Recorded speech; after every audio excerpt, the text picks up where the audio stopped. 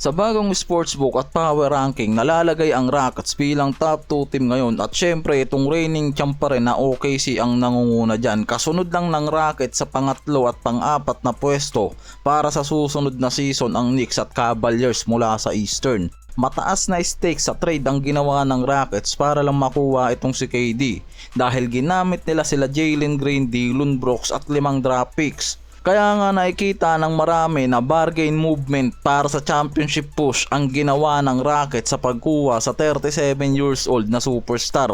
Magandang movement nga raw to para sa Houston na isama ang veteran superstar sa mga youngster nila sa lineup mula kila Amen Thompson, Alperen Sengun at Fred VanVleet kasama sila Reed Sheppard. Kaya nga nabubuo ngayon ang magandang matchup para sa Western dito sa Houston Rockets at OKC.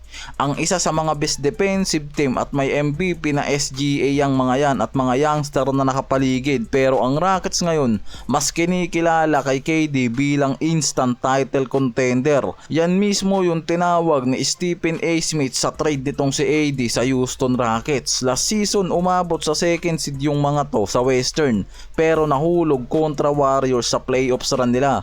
Kaya nakikita na kailangan nga lang raw talaga ng mga to makakuha ng superstar caliber na mauugnay sa mga youngstar. Kaya best trade nga raw talaga yung ginawa ng Rockets para makuha itong si KD sa offseason. And additional pa nitong si Clint Capela at nitong si Dorian Finney-Smith na isang 3-and-D wing. Kaya nga mas pinalakas nga raw ngayon ang Houston Rockets sa Western Conference at tumaas ang tsansa nila para sa title since naman talaga nang makuha nila si Kevin Durant. Kung hindi man maangat ni KD ang Rockets sa playoffs round, may second plan nga raw na matibay ang Rockets na pinaplano mismo ng GM nila na si Rafael Stone. Mismong GM yan mga pare ko at inaasahan na rin naman na ang next move nga nitong si KD sa Rockets ay pumirma ng extension. Dahil ayon mismo dito sa report ng Essentially Esports, may kondisyon ang Rockets sa contract nitong si Durant. Pwede siyang mag-stay ng 1 taon lang at pumunta sa ibang team o umalis pagkatapos ng 2025 to 26 season kung hindi magiging effective ang combination nito sa team. Dahil sa nabubuo na rin naman na core ng Rockets ngayon, kumbaga experiment lang talaga yung pagkuha nila kay KD at i-combine to sa mga future star nila. May lumabas na report naman sa kabilang banda itong Scoop B at ESPN na 4 na team ang kumukontak sa agent ni LeBron si Rich Paul tungkol sa posibilidad ng trade. Kabilang dito ang Dallas Mavericks na interesado kay LBJ gamit ang buyout contract, ang LA Clippers, Golden State Warriors at ang posibleng Cleveland Cavaliers. Dahil nauna na nga na nagpaparamdam itong si LBJ sa naging engagement post nito sa social media para nga sa pagsuporta kay Brandon Williams, assistant GM ng Cavaliers to mga pare ko na matagal ng kaibigan ni LBJ mula high school. Nag-option in si Lolo Bron ng 52.6 million para nga dito sa Lakers. Hindi siya binigyan ng extension at malinaw na ang target talaga ni LBJ ay makakuha ng championship aspirant.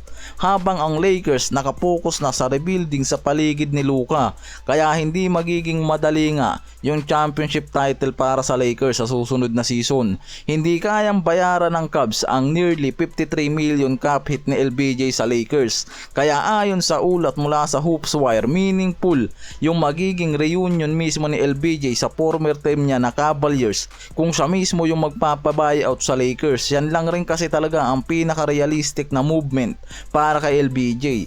Dahil maraming team talaga ang interesado na makakuha si Lolo Bron pero hindi sa trade kung hindi sa buyout contract at mabigyan lang siya ng veteran minimum salary. May homecoming narrative dito na nagsisimula kay LBJ. Draft pick siya ng Cavaliers noong 2003 at nagdala ng unang championship title noong 2016.